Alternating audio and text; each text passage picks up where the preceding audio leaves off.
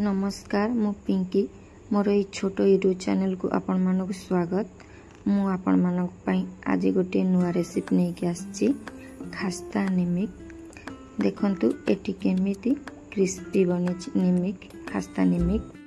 तो प्लीज वीडियोटी को पूरा देखंतु। वीडियोटी भल लागुथिले सब्सक्राइब और लाइक कर दियो। चलतु एबे रेडी करिबा खास्ता निमिक। मु एठी प्रथमे 2 कप नेछि मैदा, गोटे छोट चामच लुण, 1.5 चामच कला जीरा ताकू भल भाव 2 रु 3 मिनिट पर्यंत मिक्स करी नेबा। भल भाव मिक्स हैला परे सेथिरे 5 रु 6 चामच खास्ता दे देबा। खास्ता देबा परे ताकू मध्य 2 रु 3 मिनिट पर्यंत भल भाव मिक्स करी नेबा।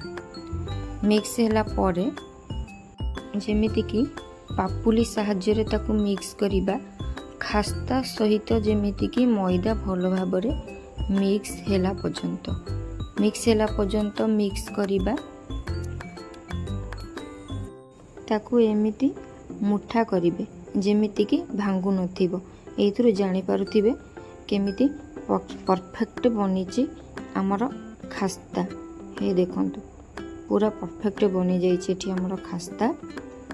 एबे किछि किछि अल्प अल्प पानी देकी मैदा को चकुटी नेबा। अधिक पानी दे देले एठी आमर निमिकी खास्ता बा क्रिस्पी बनी न थाए। तेणु आपण माने अल्प अल्प पानी देकी एमती पापुली साहाଯ୍य रे गोळेकी एमिति टाइट करिकी चकुड़ी नेबे। अधिक हार्ड नुहे कि अधिक नरम नुहे। चकड़ा देखिकी जानी पारुथिबे चकड़ा केमती परफेक्ट हे जाइछि। आपण माने देखिकी जेतिकी पानी दरकार आपण माने सेतिकी पानी देकी चकुड़ीबे। एबे हमर चकड़ा परफेक्ट बनी गला।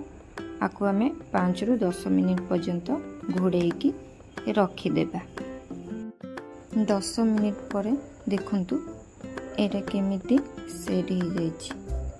आमे सेथिरे आउ गोटे चामच तेल दे देबा।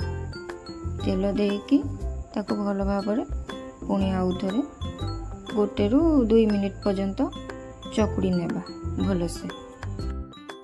एबे मो भल से चकुड़ी नेछि। चकुड़ी सारिबा परे आकु एमिति छोट छोट गुड़ा करी नेबा।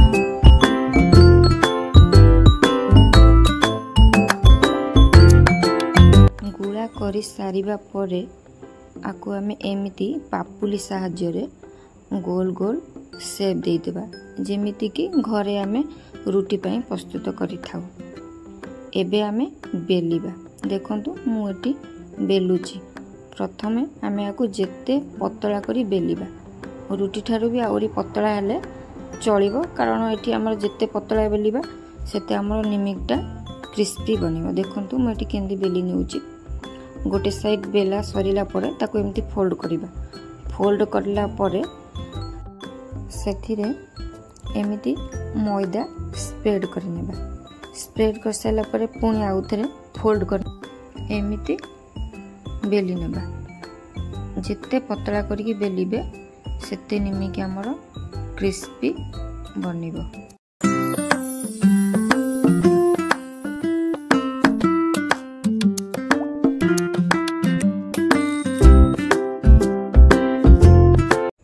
एमिति सबु निमिकी बेली नबा।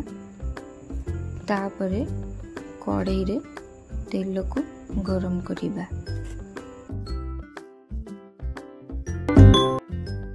प्रथमे देखंतु मु गोटे निमिकी तेल रे पकई नेछि। तेल ऊपर को धीरे धीरे निमिकी आसिले आपण माने जानि परिबे तेल परफेक्ट गरम हेछि निमिकी छाणीबा पई। देखंतु निमिकी हमर केमिति 2 साइड छाणी हे गलानी।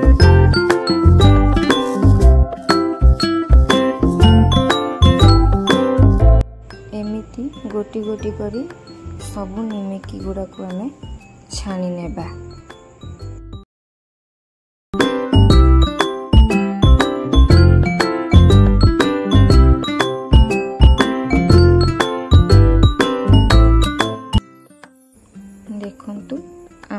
सबू निमिकी रेडी हो गलानी। और ये छोट वीडियोटी एतिकी रहिली। जय जगन्नाथ। पुणी देखा नेक्स्ट वीडियो रे।